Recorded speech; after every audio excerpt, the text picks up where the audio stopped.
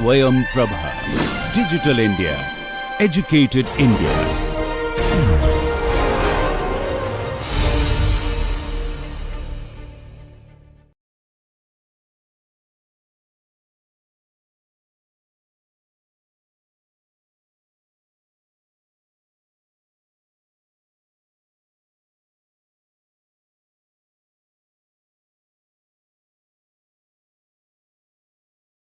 Hello and welcome to session 13 of Human Resource Management. I'm your instructor, Dr. Shikha and Khera from School of Management, Delhi Technological University.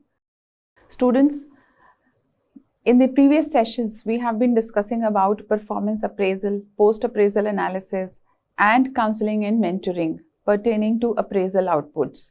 So that part of human resource management dealt with to find out what is the feedback in your performance and how exactly we can nurture further to all the employees to improve in the performance. Another aspect of performance appraisal is that we get to know what is the potential of an employee, what is the competency of an employee, the abilities, core competencies, capabilities, etc. So that is termed as, in general, the talent. The talent in the organization collectively is measured, and then a proper utilization of talent has to be done. Even if we have star performers in organization, but we do not give them right opportunities, or we do not provide them with the kind of work that their aptitude suits the best, then we are wasting the talent in organization.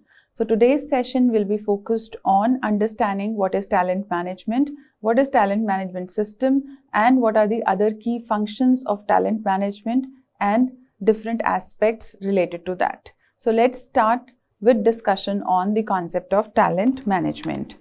So let's introduce the topic first. Talent management is primarily a strategic approach. What is a strategic approach? An approach which deals with the kind of game plan that we have to make. It is a planning only, but with a bit of tactics involved in it. So here, strategic planning is required, or a strategic approach is required when we know the handful of talent that we have with us, how to place them, how to staff them, what directions to be given to them, etc.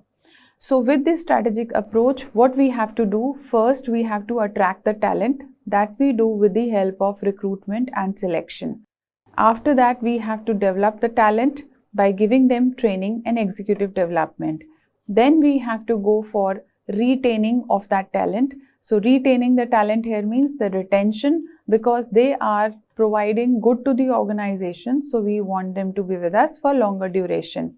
And then finally utilizing how people are managing the concern, with the help of the skills and potential that to meet current and future organizational needs.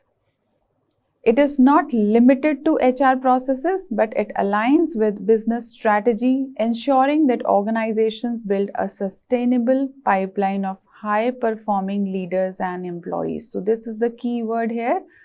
What we desire in the organization is high-performing leaders and employees in the organization.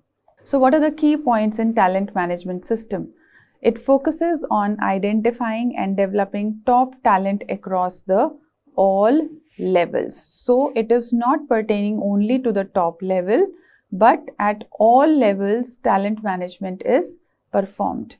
It ensures the right people are at the right roles at the right time. So that is the function of talent management. It aligns workforce planning with business strategy. So workforce planning we have discussed, which was also called as human resource planning. And this human resource planning has to be in line with, in congruence with business strategy. It involves integrated practices like recruitment, development, succession planning and retention, and it drives competitive advantage by maximizing the human capital. So now students, what do we understand by the term competitive advantage? It means we are ahead of our competitors in certain aspects. The most important area where competitive advantage can be gained is the core competence, and core competence which is a part of the skill, total skill, knowledge aptitude that the human resources carry in organization. So talent management, if done effectively, leads to high competitive advantage for any organization. Moving further, let us discuss the importance of talent management or the major features of talent management in the organization and how it pertains to the success of organization. It is said through the researchers that the talent is the foundation of organizational success because they are, what I have already told you, the core competence of the organization in majority of cases. Skilled and motivated employees drive innovation, efficiency, and growth. So this is the benefit of having talent in the organization. Companies that identify and develop top talent output, they outperform the competitors, while neglecting the talent leads to high turnover, skill gaps, and reduced performance. So you can see that the benefits and the drawbacks of having and not having talent management in organization is inevitable. Few examples of importance of talent management, like in the company General Electric, built long-term success by systematically developing leaders through structured succession planning. So this is an example of General Electric where succession planning has been planned and by which they have seen long-term success in the organization. So the key points here is talent is the main source of competitive advantage. High performance fuel innovation and customer satisfaction can be gained with the help of talent management. Strong talent management system, they reduce the turnover and they build the stability in organization. And GE's leadership pipeline shows how talent sustains the success. So on the whole, what we have tried to identify here is that the talent management leads to high effectiveness, efficiency, and innovation in the organization. It gives the employees right kind of development and then eventually leading them to be retained in the place of work. Moving further, let's define formally what is talent management. So the key points include here core competencies and assessment tools. So we identify the organizational core competencies, we create measurement scales for competencies and performance and potential. Second step is to develop training and development solution because now we know what we have as a talent. This is the possession. Training and development will help us gain what we don't have. So gain on the skill gap. So here we build coaching guides, training directories, willing the development activities directly to the core competencies. Then the third stage is assessing the employees. We use competency-based tools to evaluate each employee's performance and potential forecast. We customize worksheets for fair and consistent evaluation. So here, after giving the training, now we have to evaluate the employee. Then prepare the action plan, creating a bench strength summary to track the replacement for key role. What is bench strength summary? Here we identify that whom we have to replace, with whom, and whom we have to give further training.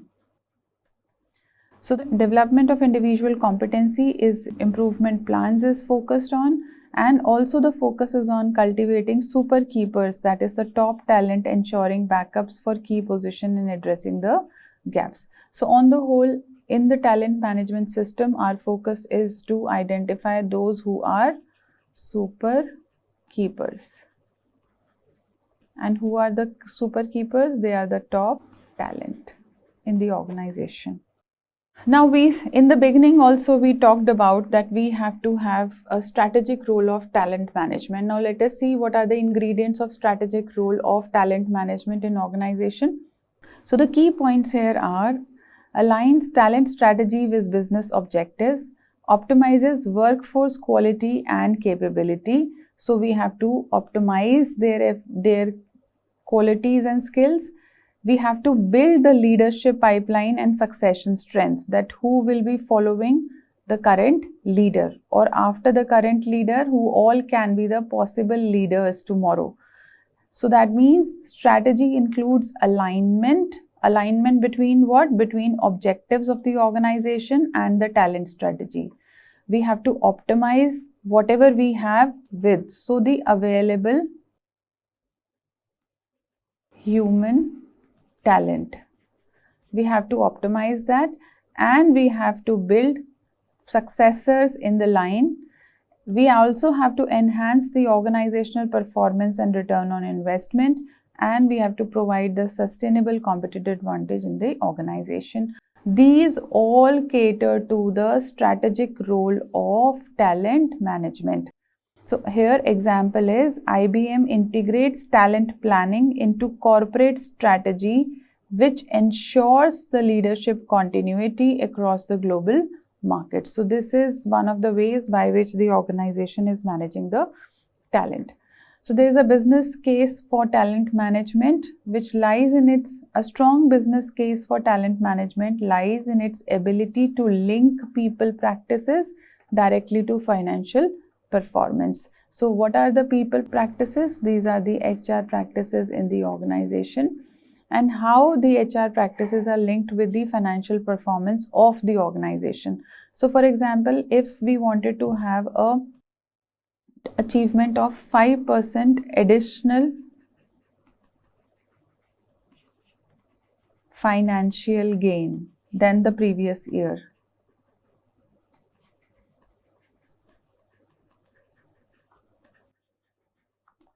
then we have to see what all HR practices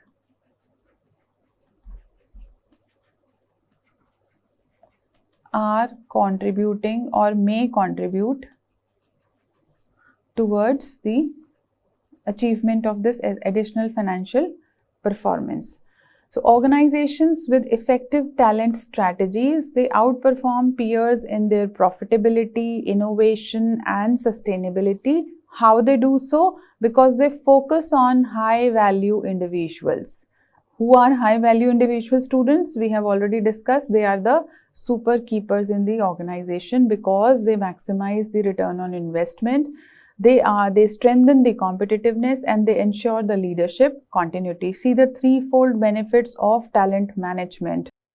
I repeat again, talent management maximizes return on investment, it strengthens the competitiveness, and it ensures that the leadership is continuous throughout the life cycle of the organization. And this all is possible because of the super keepers. One example here is Amazon's open innovation driven culture. So innovation driven means that creativity at its best.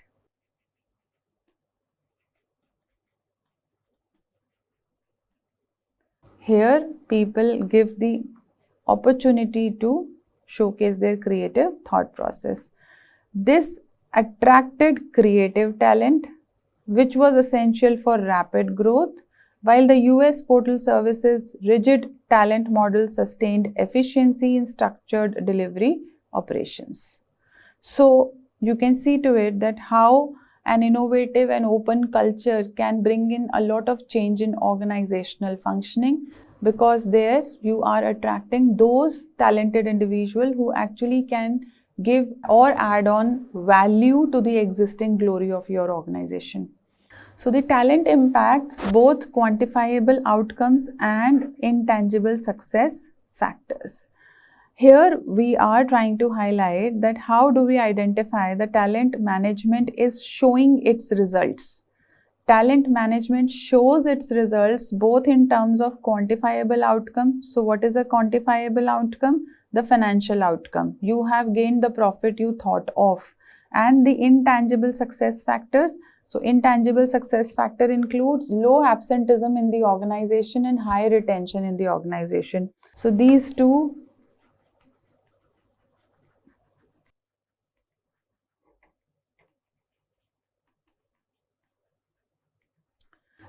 are the intangible success factors, and they are because of the talent management. So super keepers, if we can identify, we have right kind of engagement and retention. Further, it says competency-based system, they clarify how performance contributes to long-term goals also. So if we are focusing on competence, we are able to achieve our long-term goals. Also, it suggests that linking pay to competencies results in motivation and consistent high performance of the employees. So if someone is highly talented, has good competencies which are important for your organization, and you are giving higher salary or benefits to that employee, it will be showcased in terms of his consistent high performance for the place of work. Then balanced reward system also ensures fair and alignment with business objectives. So if you have a balanced reward system which is in alignment with business objective, that also showcases high performance. Example, SC Johnson aligned competencies with its HR strategy to communicate expected performance behaviors, reinforcing both results and organization culture. So here the company communicated what kind of performance we expect from you, and that was in congruence with the HR strategy. Let us have some insight on the global perspectives on talent management. So global talent management balances cultural differences with a unified corporate strategy. It requires adapting practices across borders while maintaining consistency in leadership standards and succession planning. So global talent management balances cultural differences because globally we have workforce diversity. So in order to properly accommodate and manage the workforce diversity, talent management plays a greater role at the global level. Here, aligning global talent practices with organizational vision takes place. So there is a joining hands between the two. Adapting strategies across culture while keeping the quality standards also high, which is very important, because we may, after adopting certain cultures, there can be decrease in the quality of the standards, but the talent management helps to keep it at a higher level. Recruit locally but develop global leadership mindset. So that's a key point of global talent management, because you have to develop someone at a global leadership mindset that tomorrow that person can become the successor in the organization. Standardize policies to unify diverse teams. Why diverse teams? Because we know where there is a workforce diversity, so there has to be a standardized policy for that. Plan for global succession despite complexity and cost. And global talent management secures competitive advantage by blending local relevance with global consistency. So students, I am sure you have understood here that how at the global level the local flavor of the talent also plays a major role, because in this strategy of aligning global with workforce diversity, we are getting best of the talent from across the globe and we are training them at a common platform to be successful for organization at global level. So a good blend of diversity, local domestication and the global trends. All three things go hand in hand at global perspective of talent management. Now there is something very inevitable concept going on. What is this concept? War for talent. Now what is war for talent? Every organization wants the best of employees with them. Even if the organization may be a little low in terms of technological upgradation or in terms of infrastructure, but every organization understands the importance of talented employee. If you have a talented employee, they can do wonders even with the smaller infrastructure. So there is a continuous war that goes on between the competitors with respect to the talented people. One of the common practices in this is employee poaching. What is employee poaching? When one competitor offers better salary and position to an employee of the competitor or of the competition, this is called as employee poaching. And generally this war is a trouble in the throat of the organization, because by this star performers are snatched by the competitors. So the organizations, they keep a kind of focus on retaining the employees, retaining the talent, which is again a very important aspect. Otherwise, they may be taken or they may be employed by the competition, and by that the current organization will have twofold trouble. First trouble would be that you lose a star performer, and the second trouble, the star performer knows a lot about your organization, so he or she has tacit knowledge with them that may be then communicated to the competitor. So let us see, the war for talent talks about academically. So it says war for talent describes the fierce competition amongst companies to attract and keep top performing employees with them.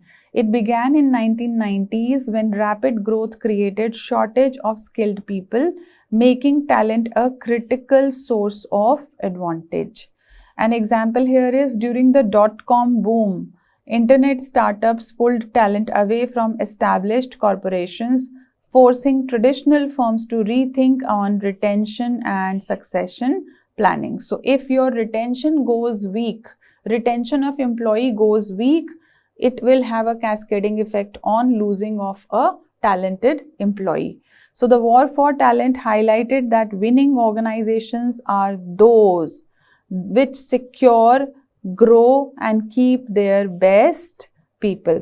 So here students, this is another takeaway that we must learn from this war for talent, that if you want to be ahead in the competition, if you want to come up with wonderful returns on investment or high returns on investment, then you have to take care of very well the health, safety, welfare and other prerequisites as desired by the talented people. You have to ensure they are growing in your organization and they have a peace, work life and professional life going on.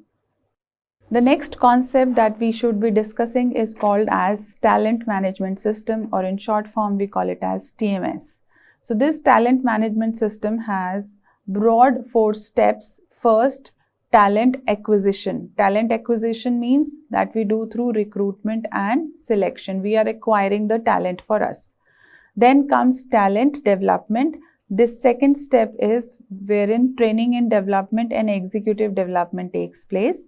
The third step is talent deployment. In talent deployment, we staff them or we give them a place or a position in the organization. And the fourth step is talent retention, that is having them with us for longer duration so that the organization can reap the rewards of having the star performers. So with these 4 steps, from which we have already discussed the beginning or initial part of all these 4 steps, the talent management system ensures the organizational talent is retained. Let's have a look at talent management in different industries, how it is performed with the help of some examples. So we know that across industries we have different workforce needs, we have different cultures also, and business models are also different for different sectors. So what are different sectors? Like we have automobile sector, information technology sector, hospitality sector, education sector, etc. So for every sector, the business model differs, the prerequisites of workforce talent or capability also differs, and their strategic orientation, vision and objectives also differ. So because of these fundamental differences between the sectors, the way of managing talent also is little differentiated amongst these sectors.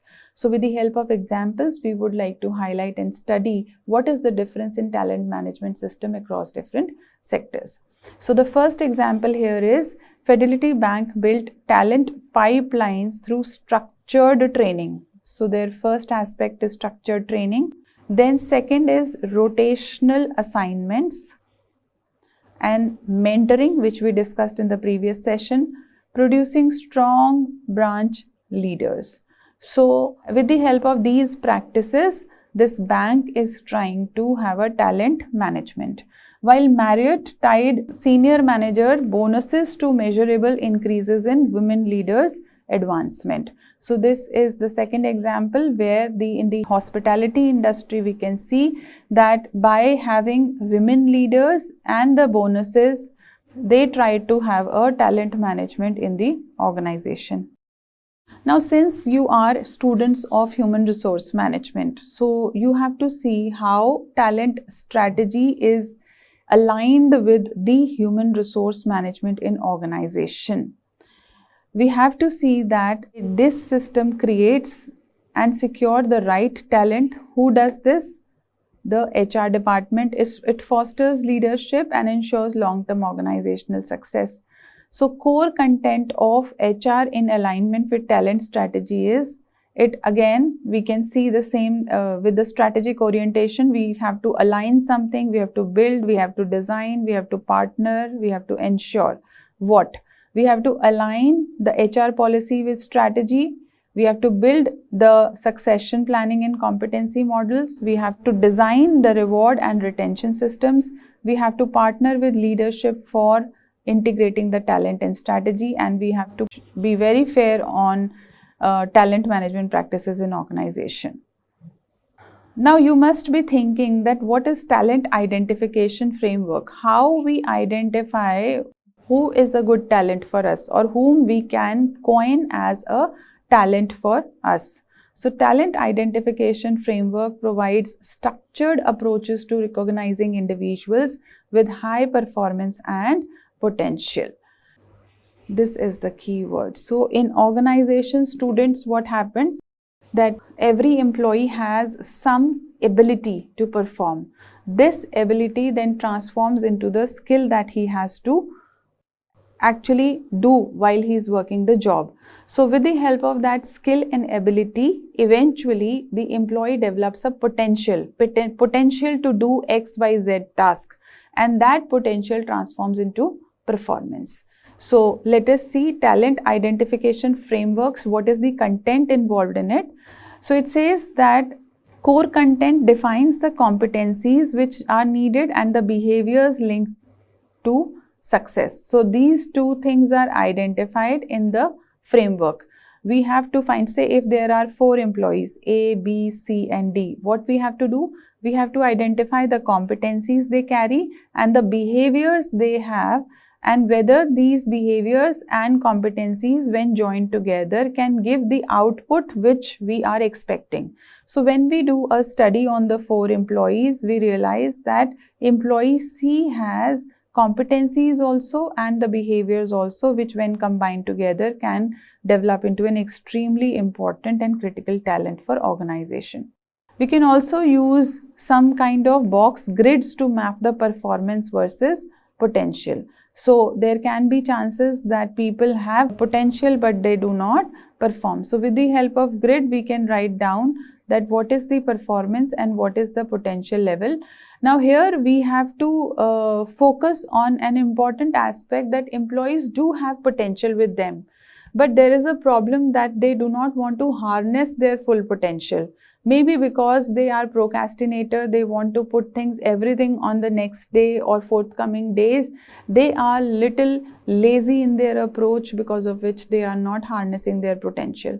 Few may have some attitude also, because of which they are not contributing properly to the organizational functions. They are just doing the job because they know they have to do it, and since they're probably the pattern of evaluation is not very effective, so they are also not coming under the radar and checks. As a result, their potential is going in vain and waste. So the optimum utilization of potential is not taking place. Also, the core content of identifying the framework is that we have to differentiate between the super keepers, keepers and solid performers. So all these are essentially required in the organization. Each employee is essentially required, because not every role is to be done by the super keepers or the talented people. There are roles which are operative in nature, administrative in nature, that can only be done by the ones who are keepers or who are the solid performers. Then talent identification framework must support fair and consistent evaluation across the workforce. Consistent evaluation will help us understand if there is any variation in the performance of the employee, and fair so that equality is maintained in organization. This framework also provides a foundation for succession planning and development of employees, and effective identification framework helps the organization to focus resources on the people who drive the greatest long-term value. So this is an important aspect to understand. Those who are adding on to the value in organization, contributing positively, then the organization leaders must focus resources towards them so that there is no dearth of resource because of which they are not able to perform their task. So this becomes an essential responsibility of the top management or the managers to see that essential resources are provided to the talent. Now let us talk about competency models and how is the talent associated with it. So competency models define the specific skill, behavior and attribute that lead to the success. Core content here is it clarifies performance standards for role and leadership. It enables fair and consistent recruitment and promotion, provides structure for training, coaching and succession, and connects employee development with organizational goals. So on the whole, this model tries to have a more holistic and comprehensive insight towards organizational goals, roles and leadership that the organization members have to perform. So examples for these models include Spencer and Spencer model, which focuses on motives, traits, self-concept, knowledge and skill of the human resource. And the second one is SHRM competency model, which covers leadership, business acumen and HR expertise on the part of the talent or the human resources. So they are primarily the, you can say, guidelines to see how we can manage our talent in organization. Now, how do we assess the talent? Though we have already discussed assessment process, that is through performance appraisal in the previous sessions, but let's have a quick insight on if there are some other ways by which we go for the assessment. So here the assessment tools, they provide objective way to measure employee performance, potential and readiness for future role. Now you see to it that in performance appraisal we were more concerned about the employee performance, but we know that students in the performance appraisal we were more concerned about the employee performance. But when it comes to assessment for talent management, there are more dimensions added to it, that is what is the potential of the employee along with his performance and how ready is he for the future roles. So when these three parameters are combined together, the assessment is now for the talent management.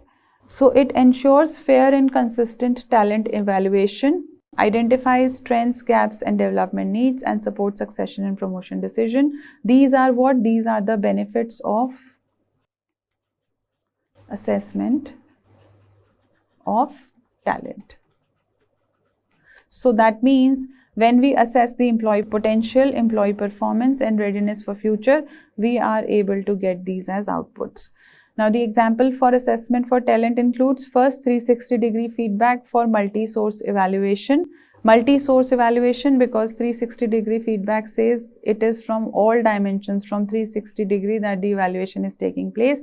9-box grid mapping performance versus potential help us understand how much potential has been harnessed by the employee. Assessment centers using simulation and case studies help us identify the critical abilities and cognitive and decision making abilities. Assessment tools make talent decision more reliable and strategic and gives us those output which we can utilize for managing the organizational work. So what is 360-degree feedback? Let's understand in detail. Here you have an employee and he has a superior, he has a subordinate and he has peer members. When he himself, that is self, peer members, superiors and subordinates, when they all give feedback about an employee, we call it as a 360-degree feedback because it is from a 360-degree angle. If you put angle here, so it becomes a 360-degree angle. So 360-degree feedback gathers performance insights from managers, peers, subordinates, and sometimes customers, offering a full picture on employees' effectiveness. It provides balanced and multi-source evaluation, highlights strengths and blind spots in the talent, supports leadership development and coaching for future. Examples includes the 360-degree feedback is used in leadership programs to improve self-awareness. Self-awareness, how? Because the person himself is also giving a feedback based on his introspection of the work that he has done. It identifies gaps between self-perception and others' views. So you perceive yourself as a high performer. This is your view, your perception. But your subordinate may perceive you as a low performer, or maybe your peer also perceive you as a low performer, or vice versa. So this 360-degree helps in identifying the gap between self-perception and others' view for us. It helps create targeted individual development plans, because with the help of feedback from all parties, we can identify the gap at various levels or in various relationships. Like gap, how subordinate has rated you, how peer has rated you, or superior has rated you. Second point was high potential identification. So high potential identification ensures organization recognizes future leaders and who can take up responsibility and more complexity of the work. Here the insight says high potential identification uses performance potential grid to map the employee. High potential receives accelerated development and stretch roles and requires regular review to minimize subjectivity and bias in any kind of performance appraisal or evaluation. Examples include categories are high potential, expandable, well placed, issue, too new to rate. These can be the various categories in which the high potential identification can take place. High potentials often need international or cross-functional assignments for growth. Why so? Because they already have the talent which is unique or rare, because they are highly talented. So giving them opportunity at a global level will help them groom themselves from many perspectives. Then comes evaluating performance and potential. So we have talked about identifying the potential. Now let us talk about how we evaluate the performance and potential in individual. So this requires assessing both performance, that is result delivered, and potential, that is future capability. And this dual view ensures that organizations not only reward current success but also invest in tomorrow's leader. Now this point we are highlighting a lot in the session, that we have to invest in the future leaders or tomorrow's leader. Why are we focusing so much on the future leaders? Because the organization's sustainability depends on a right leadership. And if in the organization we have a question mark on who is going to be the future of organization, or whether the person carries that strategic vision that that the captain has to assess the wind direction and then move the ship. This is what the leader in organization also does. They have to assess any kind of threats which are there or weaknesses which are there in the environment or in organization, transform them into strength and grab the opportunities. If that vision is there with a person, then only the organization will be sustainable for long term. So thus future of organization is very well in the hands of today's succession planning, today's potential identification. So today potential identification is a critical role in organization with respect to the HR. If we are able to identify the right kind of potential, we ensure success for future for our organization. So here insights for evaluating performance and potential includes that performance shows what an employee has achieved against the expectation, so we can identify gap if any. And there is a possibility that there is no gap at all, rather they have excelled in their performance. Potential predicts ability to handle greater scope, complexity and leadership. So this is a future looking approach and this is the present telling approach. Then HR provides clear rating definitions to reduce subjectivity and the biases. Because if during selection of the leader also a high amount of subjectivity and biases comes into picture, it is going to decline the organizational performance. So that should be, the HR should be free from subjectivity and biases. Now examples here include, again the categories are high potential employees, expandable, well placed, some issue or too new to rate. The bench strength summarizes help identify voids if any, surpluses in any or blockages in succession pipeline, because there can be chances that you do not have ample number of people whom you can treat as future successors. So that's definitely a challenge and a problem for organization. But if surplus number of people are there, that is too many people for future successors, then one has to be very careful in doing the appraisal process and filtering out the ones who are super keepers. Now, how to build a talent pipeline for future successors? This talent pipeline ensures a steady flow of capable employees who are ready to step into critical roles at any given point in time. See, we all know calamities and contingencies are inevitable. So there may be chances that on a sudden requirement comes to take up a critical or a senior role in organization.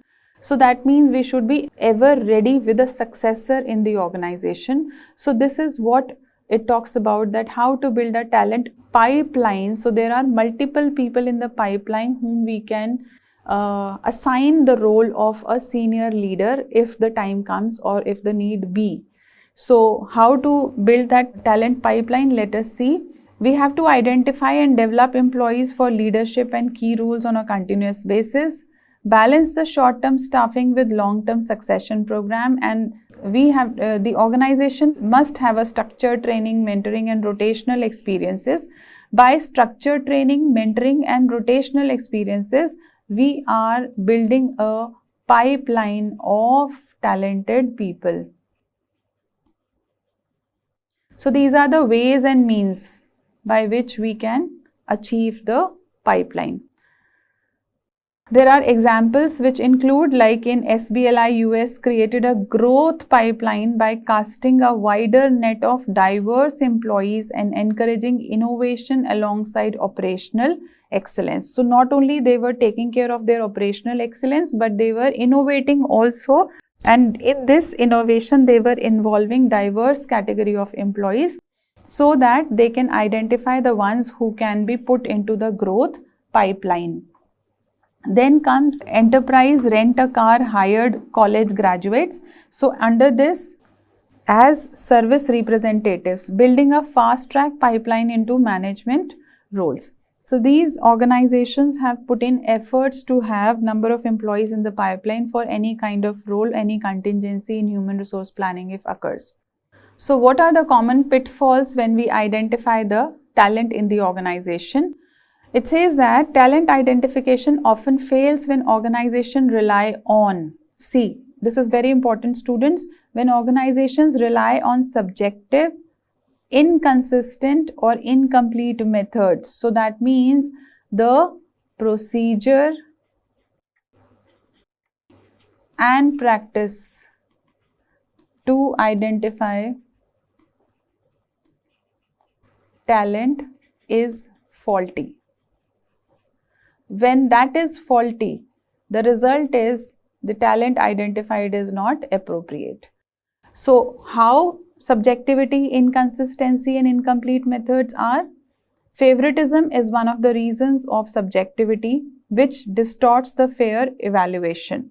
This favoritism is also called as nepotism in the organizations, where people try to employ those who are their near dear ones. Overemphasis on current performance ignores the future potential. So maybe currently the person is not able to perform well because he is not trained well or skilled well at today's point in time. But if you add on training to his regime, there is a possibility that he has a potential to take care for future growth of organization. Incomplete methods like lack of clear role-specific criteria, which leads to inconsistent rating in the evaluation of the employees. So example here is, at QVC, managers resisted honest feedback, fearing it would harm promotions, resulting in flawed assessment. So if we do not give the honest feedback, we cannot identify gap in potential.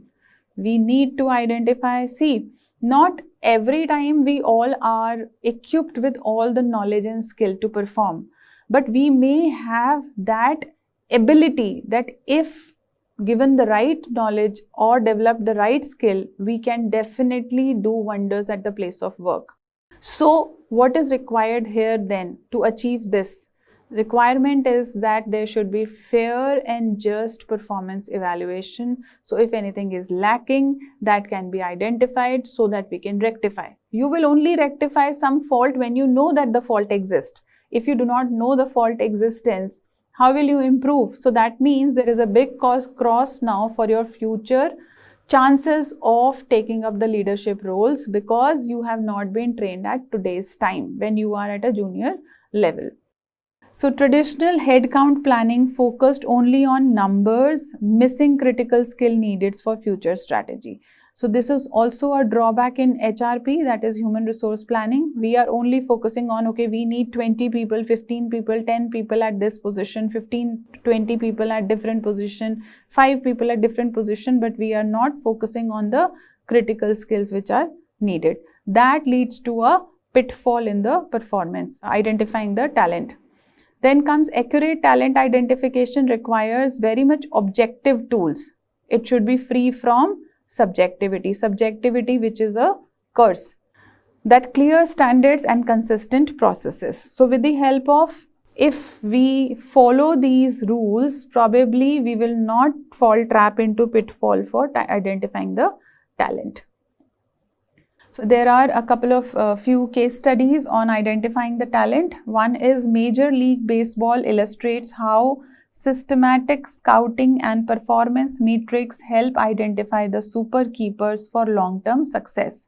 GE became known as leadership factory by institutionalizing succession planning, consistently preparing leaders at every level and feeding a strong pipeline of future executives. So you can see these successful organizations who have utilized talent management practices for their growth. Sonoco, facing leadership gaps, introduced structured review systems to strengthen continuity and succession. These cases show that disciplined processes and creative approaches are very much important for recognizing and nurturing the talent. Now, what are the best practices in talent identification? We have to use structured framework like performance potential grid. This is the first best practice we can suggest.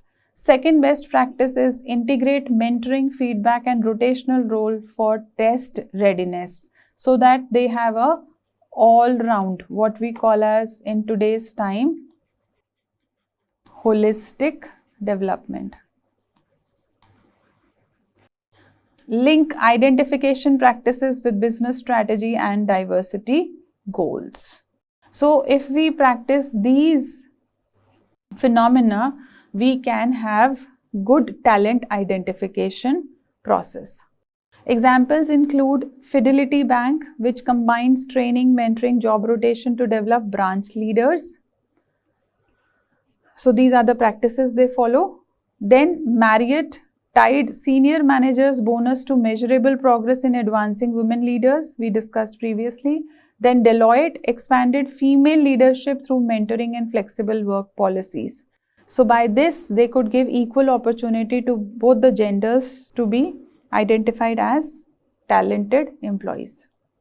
Importance of developing leaders, though we have already discussed a little while ago, but quickly looking into it, it will build a strong pipeline for critical roles, enhances employee engagement, and prepares organization growth, change, and global demand. Now, learning and development strategies are also important because this will help the talent to groom themselves further. The talent may have a potential at present time. This potential needs to be added on with more training facilities which can make them future ready.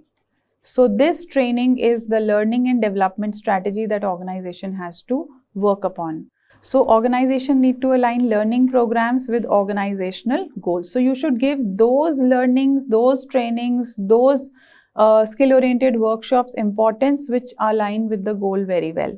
Blend formal training, mentoring and on-the-job learning together. Emphasize on continuous learning to adapt to the change. This is again a very critical point, students. We are talking about developing future leaders. So that means the future, we all understand, is very unpredictable.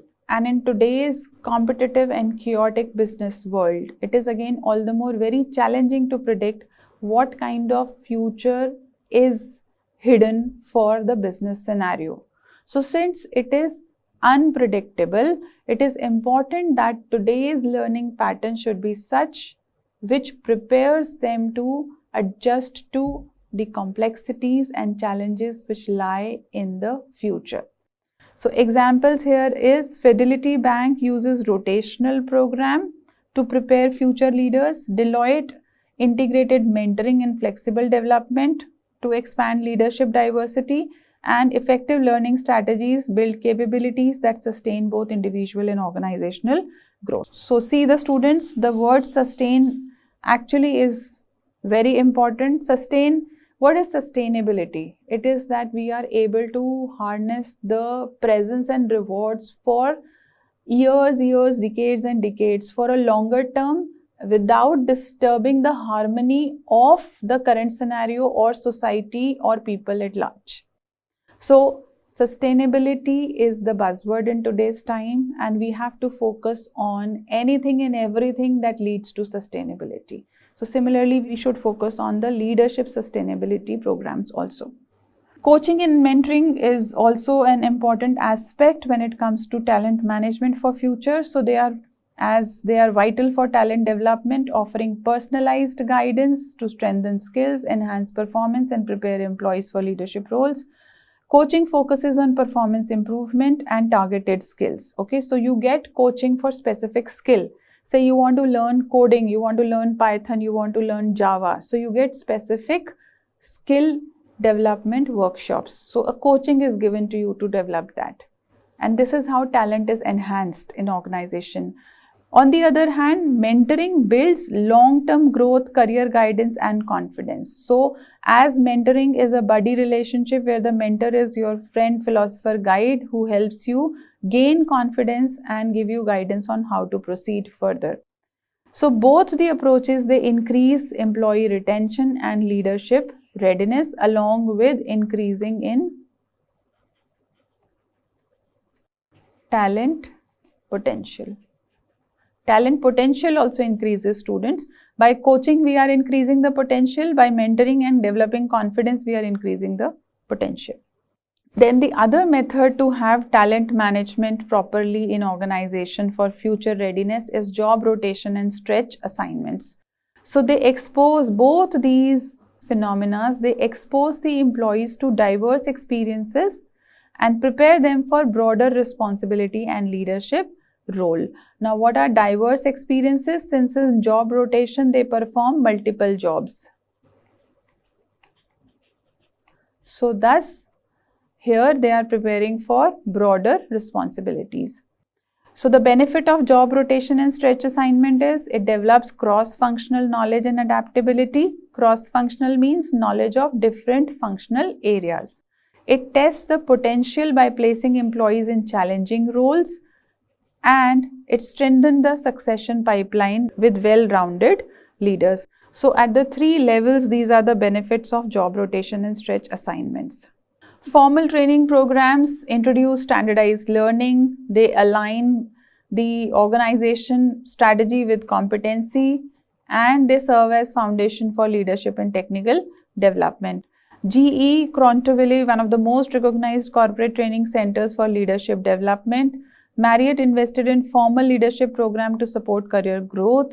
So the formal training ensures consistent capability building and creates shared culture of performance.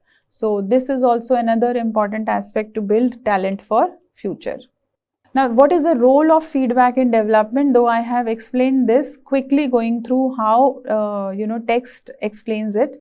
It builds self-awareness, encourages continuous learning, and supports coaching and mentoring. So these are the benefits of having a regular feedback. QVC, the company, weak feedback culture, promotion biases actually was a negative practice, while 360-degree feedback for leadership growth. IDPs, they pertain to individual, not group division at large. So they are customized learning paths and focus on competencies, career goals, and tracks the progress and accountability. So example here is high potential assigned stretch projects can be the part of individual development plans. We can give this to the employee. Second example is what happened in Fidelity Bank is mentoring plus IDP for branch leaders. So together both the practices were practiced for organizational success. Now a little bit about a concept on succession planning. Succession planning is the feature which every organization must adopt to, and many organizations definitely practice it also, identifying the potential in employee to take up a future leadership role, and there should be a pipeline of such people who have a all-round diverse experience of cross-functional working, so that they have knowledge, skill and experience of taking care of those divisions which they can utilize tomorrow as being the leaders. So talking about succession planning, as we just now discussed, it is making an individual future ready to be a leader in the organization. This succession planning identifies the successor for key positions. It builds the leadership bench strength and aligns with long-term business strategy. Example is GE's Leadership Factory, we discussed a little while ago. Sunoco's systematic review to close leadership gaps. So succession planning secures organizational stability and future growth. Developing global leaders actually prepares the executives to lead across the culture. That is why they are called as global leaders. They should be aware of different cultures, different markets and different geographies. And this ensures that the organization has high competitiveness in the global economy. That we can only achieve. For any organization to achieve this, they need to have global leaders with them. How we develop them? Through cross-cultural competence building, global mobility and adaptability for them, that they are mobile and they can move from one country to the other easily and can adapt to it, and strategic perspective beyond the local context. If we focus on these, we can develop the global leaders. Then evaluating developmental outcomes, which ensures that the training and leadership initiatives deliver measurable impact on employees and the organization. So this term measurable is very important here, that how and what outcomes are we achieving when we give the training to the employees. We have to evaluate. We discussed about lot of ways and means by which we can identify the talent or develop the talent, but let us evaluate also. It is important to find out what all ways are catering to development of leadership for future, what all ways are not contributing to high amount of talent or potential development. So we have to track skill improvement and behavioral changes, if any, taking place or not. We have to link learning to business performance and use metrics like promotion, retention and return on investment to identify any benefit if taking place. Like 360-degree feedback measures leadership growth, bench strength analysis to check succession readiness. So these two techniques can be used to evaluate the development of the outcomes. Then we can focus on having some retention strategies of the employees so that the valuable employees are kept at the place of work. How competitive pay and benefit can be one retention strategy, career growth and development can be other, and recognition and fair performance management can be another strategy to retain. Marriott tied up leadership rewards to retain. Deloitte gave flexible work policy to retain women leaders. So see students how organizations are focusing on to retain the talent that they have identified. Also, we can have creation of an engaging culture in the organization, that is recognizing and giving them meaningful work, giving them opportunities for growth and advancement, and supportive leadership and inclusive culture. With these practices, we can have organizational culture which is quite engaging for the human resource in the organization. So students, this is what we have discussed in today's discussion on talent management, that how we can first think of acquiring the talent, then we can move ahead by giving them training to identify right potential in them. After that, deploy them at the right places, and finally evaluate their performance, how far they are doing it well. And during whole of this process, we try to understand what practices can support us in achieving this aim of talent management. So this is the bibliography for today's session. You can also refer to this bibliography for extra reading or insightful reading on the current topic. This is all from my side. Thank you all.